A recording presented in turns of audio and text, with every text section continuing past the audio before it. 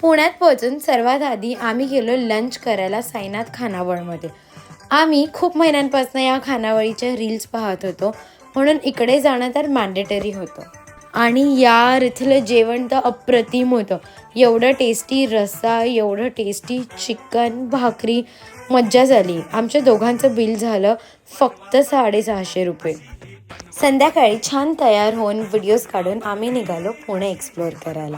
आज आम्ही काही जास्त एक्सप्लोअर नव्हतो करणार, जस्ट गणपती बाप्पांचं मंदिर.